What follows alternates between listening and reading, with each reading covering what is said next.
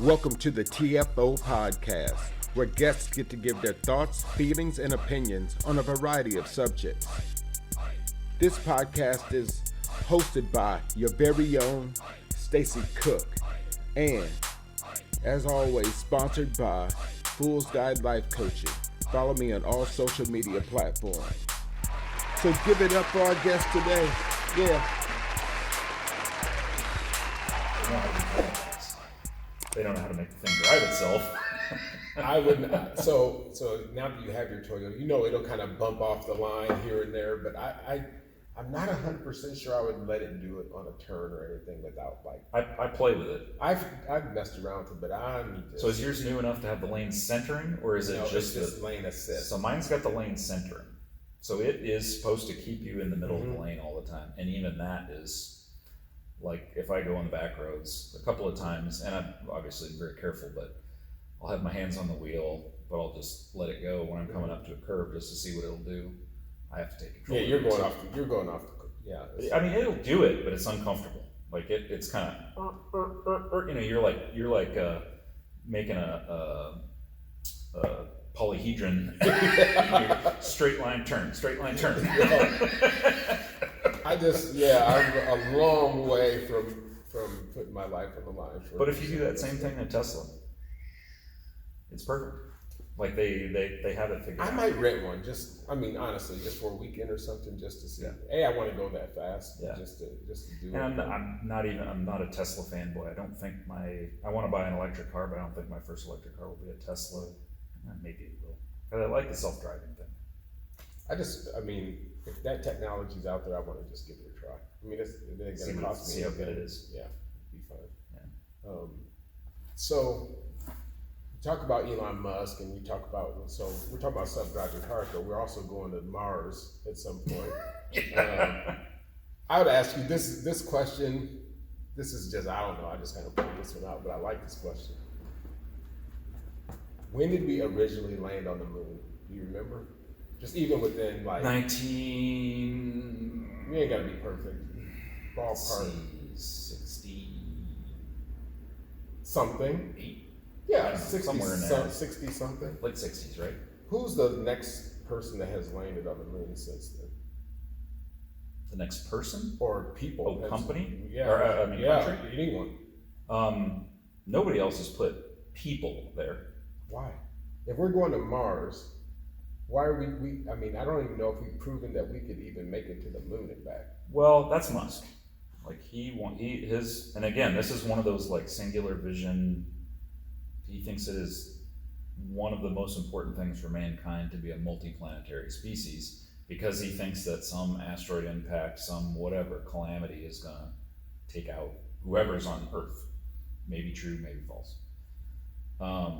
The government is focusing on the moon first and using that as sort of the launch off point to then go to Mars, which I think is probably a more pragmatic approach. Let's prove we can get back to the moon. Let's prove we can actually build stuff on the moon, which at least is close enough to the Earth that if shit goes south, we can fix it or bring people home. Did we ever go to the moon to begin with? In my opinion, oh, absolutely. Yeah, I'm not a you're not that guy. You're a tech guy. Of I'm course, not a conspiracy theorist of course in that. You think we did. I mean, we know that there are reflectors on the moon that you can reflect a laser from and measure the distance to the moon. Right. Who put those there? Right. You can't do that off a moon rock. The light would scatter too much. It's not possible.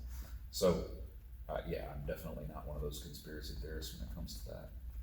Currency as a whole and the downfall of the dollar and how that one's a little, honestly, financial upheaval is what I think is the biggest threat to American society right now. Not world society, but American. Could be world society too, but just the out of control spending, debt, and deficit has gotten to the point where, it used to be the Republicans were the party of conservatism, small government. Okay, we got to balance the budget and whatever. And I would put myself in that category. Not with the Republican Party at all today, because they've lost their mind when it comes to that fiscal conservatism. Right. I'm not aligned with either party. I'm very much a centrist. I'm a common sense politics guy. Yeah. But I think that the overwhelming amount of debt we have and the potential to crash what is currently the world currency could lead to breakdown of our society. And I do spend a little bit of time preparing for that day. I'm not a hardcore prepper, but I'm ready. I think that's a good thing, right? Yeah, I think everybody should be ready because what's the old saying? We're 9 meals away from anarchy. Never heard that. Yeah. So it only takes 3 days from the time that the food supply chain stops, which is what's going to happen, right? If we have some major financial crisis, trucking, rail cars, everything, the food's going to stop moving. Yeah. When that day comes, if you don't have more, if you don't have the ability to protect it, and access to food and a ready source that you can barter for or whatever, because money will be gone. Yep. Money won't be meaningless, whatever. It's going to be a bad day in an urban area. For sure. Because everybody's going to come for each other's stuff. So you better be able to protect your stuff and have some stuff worth protecting as well. Right? Yeah, you got to have something to barter with, right? Yep. And so then you start getting into, we're Second Amendment. You start getting into, you can go a long ways into some of this stuff. But, I've got definitely views on all those sorts of things. I mean, if you want to get into it, we can. But hey, we can talk about whatever you want. I would say, like when you talk about Second Amendment, I'm definitely a strong believer in the right of individuals to arm themselves, to protect themselves from other citizens and from the government. Because the way I see it, at least, this is my interpretation, the framers of the Constitution gave that right to protect citizens from tyranny. If you've got some government in that decided to become tyrannical, if they decide to not be, we're just going to get rid of democracy or whatever, that gives at least the citizens a fighting shot of rising up against that. Now, can we fight against tanks and jets and whatever? No. But at the same time, you could at least mount some sort of armed resistance if it ever came to that. I don't think it's going to come to that. Yeah. But that's part of the reason why I believe in the Second Amendment, because I just think that's a right that we should have. I don't think we should be able to have rocket launchers and tanks and fully automatic machine guns. But to me, something like a AR-15, that's like the smallest weapon the military has. It is. Right? Oh yeah, for sure. Right. Yeah. And they have the fully automatic version. You don't. And so, I don't think it's too much to ask. That's kind of the way I see it. Yeah. The problem is that there's not enough control. So I think it can be made legal and have very stringent controls on it and still have it be a right. Yeah. I'm not for all restrictions off of guns. I don't think everybody should be able to buy an AR-15, and I think that everyone should be registered. I would agree with those things. I think what you have to do is figure out a way for the people that qualify to have them, and the people that don't. And whatever that is. And the mechanism to tell the difference. Yes. That's the hardest part. It's not like we could easily make a system that would bar certain people from having them. How do you decide who to bar? Right? That's a whole nother story. And that's where you get into the really hardcore Second Amendment folks saying, they're coming for our guns. Right. You get to decide whether I own one or not. And it's like, some people shouldn't own one. And so here's so the book 1984, I think I listened to the audiobook probably 3 or 4 times. It's intriguing to me every time I listen where to society could go. It's the dark side.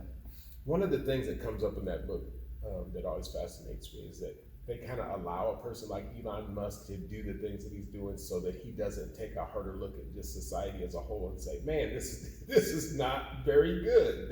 We should probably, instead of going to Mars, maybe we just look at society as a whole and see if we could solve it. So my question then is, we took the 5 smartest people, and we're just going to assume, we don't know people's intelligence, but if we just took 5 people that were very intelligent, we'll put him in that group, along with some other people. Do you think they could solve it?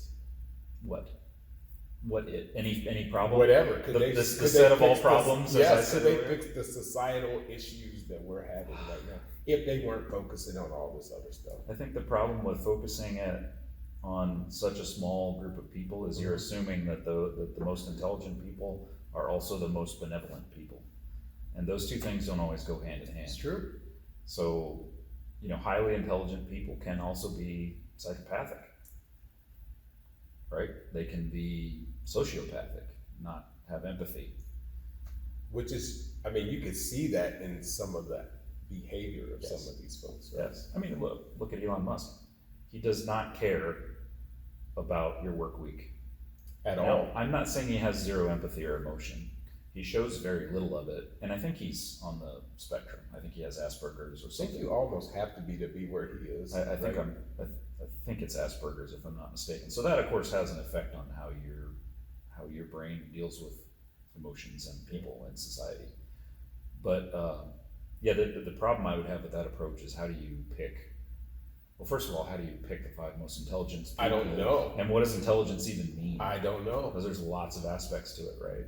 Like I would consider somebody with a high degree of empathy and being able to put themselves in others' shoes and see things from other people's perspectives is a very large slice of intelligence.